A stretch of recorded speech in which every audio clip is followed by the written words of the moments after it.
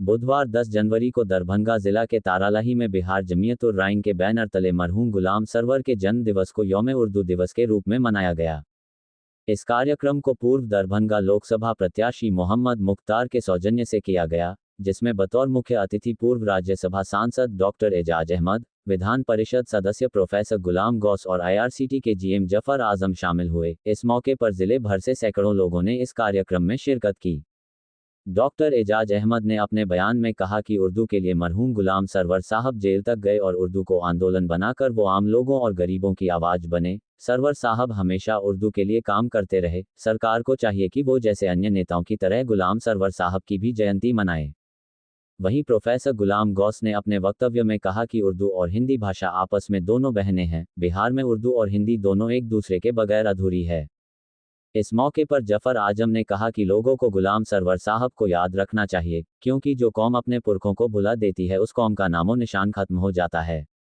इस मौके पर बिहार जमीयत-उर-रहमान के जिला कमेटी के सदर हारून रशीद और जमीयत-उर-रहमान के सदर डॉक्टर फरमान अली के अलावे डॉक्टर मंजूर आलम, मोहम्मद मुख्तार मुखिया, प्रोफेसर अमानुल्लाह बाबर, मुर्तजा, आस मोहम्मद, मोहम्मद मुजीब, मोहम्मद आफाक, मोहम्मद ईद भारती, मोहम्मद शौकत, मोहम्मद गुलाब, मोहम्मद जमाल, मोहम्मद अलाउद्दीन मुखिया, मोहम्मद तैयब और अन्य लोग शामिल रहे।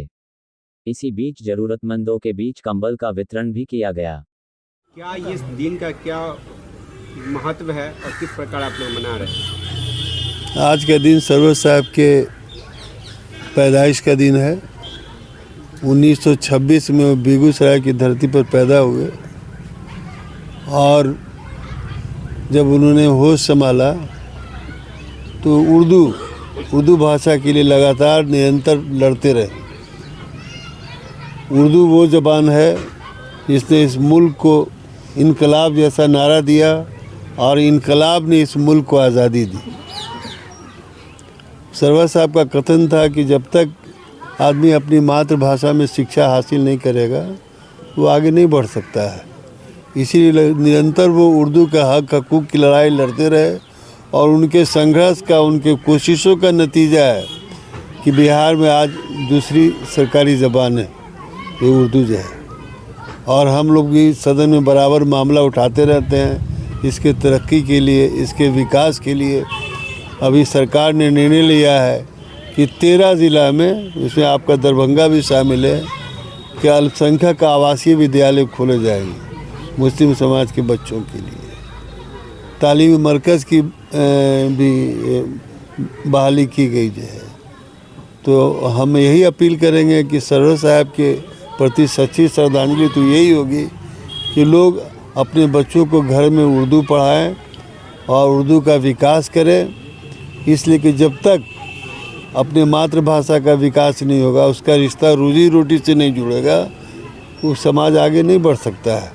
आज मुस्लिम समाज में जब बात चलती है शिक्षा की तो बहुत सारे लोग जो सुविधा भोगी हैं वो बात करते हैं, मतलब बहुत हाईटेक एजुकेशन की बात करते हैं, अलीगढ़ मुस्लिम यूनिवर्सिटी की बात करते हैं, जामा मिलिया की बात करते हैं।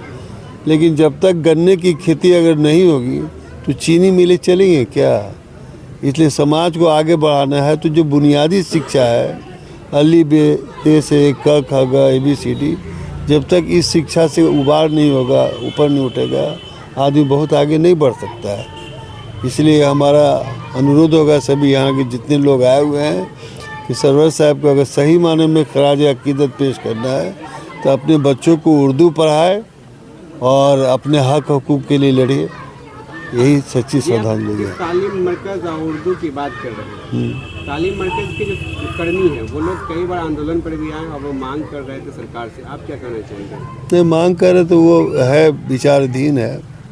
बल्कि हमने सदन में कहा था कि मांग उठाया है कि 10,000 के बजाय 20,000 तालीमी मरकज़ की बहाली की जाए। और सरकार का निर्णय था कि हर ज़िला में अल्पसंख्यक आवासीय विद्यालय खोले जाएंगे। जैसे दलित भाइयों के लिए आवासीय विद्यालय खुलता है जहाँ मुफ्त में खाना, मुफ्त में कपड़ा, मुफ्त में शिक्षा मिलती है। ये बिहार शायद हमको लगता है कि दूसरा स्टेट होगा जहाँ अल्पसंख्यक समाज के लिए अल्पसंख्यक आवासीय विद्यालय खोलने का निर्णय सरकार ने लिया है। और 13 ज़िला में बहुत जल्दी खुल जाएगा। 483 पद जो है वो सृजित हो गए हैं। इसके लिए पैसे राशि जो है आवंटित कर दी गई है। अब उसमें कोई ज़्यादा परेशानी नहीं है। इंसान को अपने हक हकूक़ के लिए सड़क पर उतरना चाहिए। अगर आपके घर का बचे लोकतंत्र, ये लोकतांत्रिक परंपरा है कि जब तक आप सड़कों पर नहीं उतरिएगा, अनावश्यक नहीं, शांतिपूर्वक लेके अपनी बात रखनी चाहिए। सरकार को, जैसे घर के मुखिया को ध्यान दिलाया जाता है कि भाई कपड़ा ला दीजिए, अनाज ला दीजिए, तो सरकार को भी ध्यान दिलाने की ज़रूरत होती है। देखिए, सरवर साहब एक पॉलिटिकल लीडर थे, लेकिन बेसिकली वो सोशल जस्टिस के लीडर थे। उर्दू के साथ जो मामला है वो भी लिंग्विस्टिक जस्टिस ही है कि एक ऐसी ज़ुबान जो इस धरती पर पैदा हुई, इसी धरती पर ये इकलौता ये बन के रह गई, क्या कहते हैं जो बिना फादर के होते हैं लोग, यतीम बन के रह गई इस मुल्क में। उसी की लड़ाई वो लड़का करते थे। लेकिन ये भी लड़ाई एक सोशल जस्टिस की ही लड़ाई थी जो इन्होंने लड़ी। मेरा ये कहना है इस मामले पर, जो लोग मनाते हैं आज बर्थडे, आज पूरे मुल्क में पसमानदा मुसलमान की बात हो रही है जो वज़ीर आज़म हिंद भी कर रहे हैं। सरवर साहब भी एक पसमानदा बिरादरी के ही थे, वो राइन बिरादरी के थे।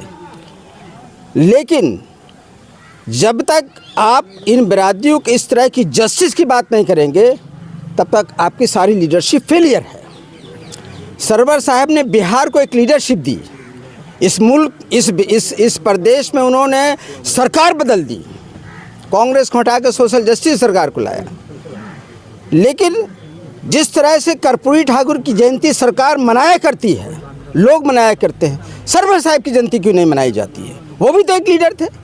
अगर सिर्फ उनको एक खोते में बंद कर दिया जाए कि ये फलां बिरादरी के थे और इसी के लीडर थे, तो ये बहुत बड़ी अनजस्टिस की बात हो जाएगी। इसलिए हम ये लोगों से अपील करेंगे, और ख़ास करके जो सियासी रहनुमा लोग हैं इस मुल्क प्रदेश में, जिनकी पार्टियां चल रही हैं, चाहे वो आरजेडी हो या जदयू हो या जो भी हो, जितने लीडर अभी आपको नज़र आ रहे हैं, चाहे लालू यादव नज़र आवे या नीतीश कुमार नज़र आवे या सुशील मोदी नज़र आवे या और जो भी नज़र आवे, सब एक ज़माने में सरवर साहब का झोला ढोया है, उनके पीछे घूमे हैं। लेकिन आज इनकी जयंती मनाने में लोगों की फट जाती है।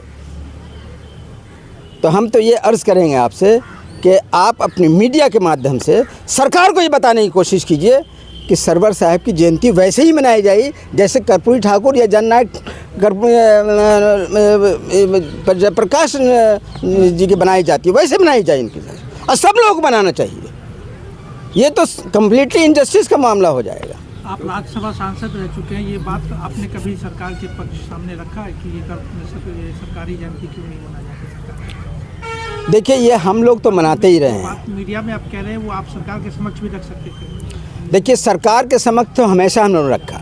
हम लोगों की कोशिश से आज सरकारी जयंती भी मनाई जाती है उनके उसके अलावा उनके लिए एक इमारत भी बनाई गई गुलाम सरवर के नाम से।